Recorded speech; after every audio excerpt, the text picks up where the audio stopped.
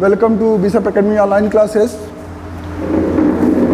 Class first year. Today I am start to new chapter, accounting equation. In this chapter, first of all, you must have to know about accounting equation. What is accounting equation? Accounting equation is the mathematical expression which show that the assets and liabilities of the firm are equal.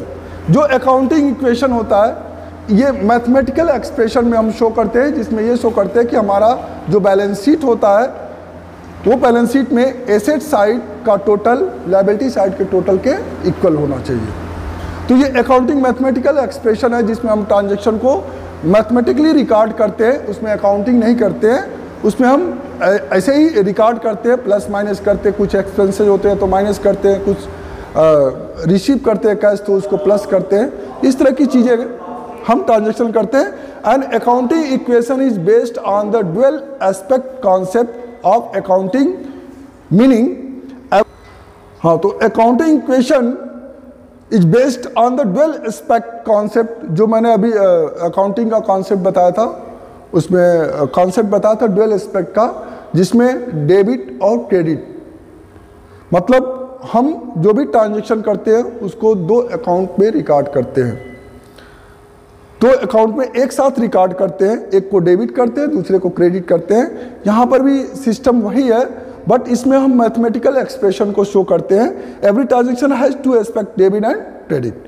That further means in every business transaction for every debit there is a credit of equal amount and vice versa. तो जो भी हम ऐसे business transaction होते हैं, हर एक debit, जो भी डेबिट होता है उससे हमारा जो अदर उतना ही अमाउंट दूसरा अकाउंट क्या होता है, क्रेडिट होता है। जैसे हम एक ट्रांजैक्शन की बात करें तो अगर हम कहें कि परचेज गुड्स फॉर कैश, तो जहाँ पे हम परचेज गुड्स कर रहे हैं तो परचेज गुड्स से हमारा परचेज अकाउंट डेबिट होता है।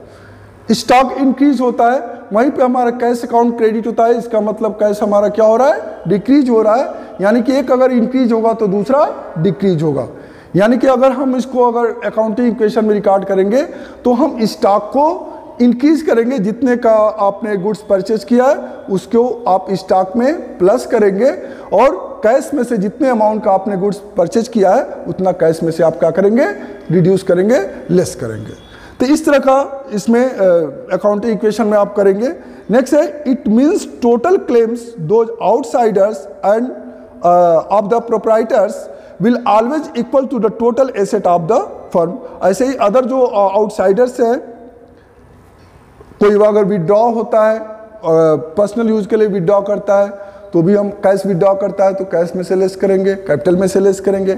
ऐसे ही कोई गुड्स विड्रॉ करता है पर्सनल यूज के लिए, प्रोप्राइटर ही करता है तो भी हम उसको क्या करेंगे, स्टॉक में से लेस करेंगे और कैपिटल में से लेस करेंगे। Next is the claims also known as equities are two types, owners equity और कैपिटल्स, एंड लायबिलिटीज और amount due to outsider like outsiders equity like creditors. अगर कुछ क्रेडिट परचेज करते हैं तो उसको आप क्रेडिट में करेंगे, क्रेडिट में ऐड करेंगे, मतलब लायबिलिटी साइड में ऐड करेंगे। लायबिलिटी साइड में आपके दो चीज़ें होती है, एक लायबिलिटी होता है, एक कैपिटल होता है। जो अकाउंटिंग इक्वेशन होता है वो अकाउंटिंग इक्वेशन ये होता है asset is equal to liability plus owners equity. यहाँ पे ओनर्स इक्विटी का मतलब है ओनर्स कैपिटल, मतलब जितने कैपिटल से वो बिजनेस को स्टार्ट किया है वो कैपिटल और प्लस उसके पास जितनी लायबिलिटी हो उसका टोटल उस एसेट के इक्वल होना चाहिए।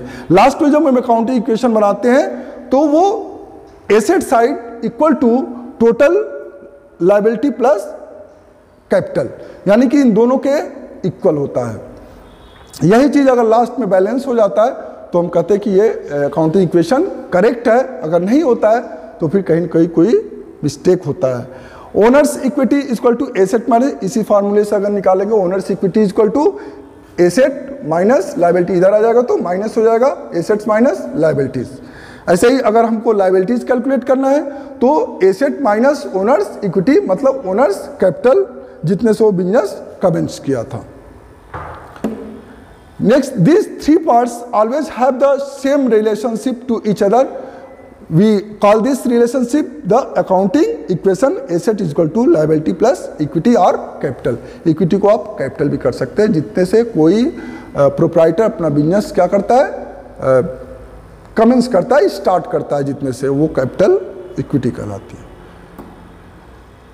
The accounting equation could also apply to a personal situation. Suppose you buy a car for 5,000, borrow 4,000 from the bank and pay rest yourself. Here is the result. Accounting equations, assets 5,000 का आपने car purchase किया है, तो liability जिसमें 4,000 आपने bank से loan लिया है, तो 4,000 लाइबिलिटी हो गई आपकी, और नेक्स्ट 1,000 आपका कैपिटल होगा.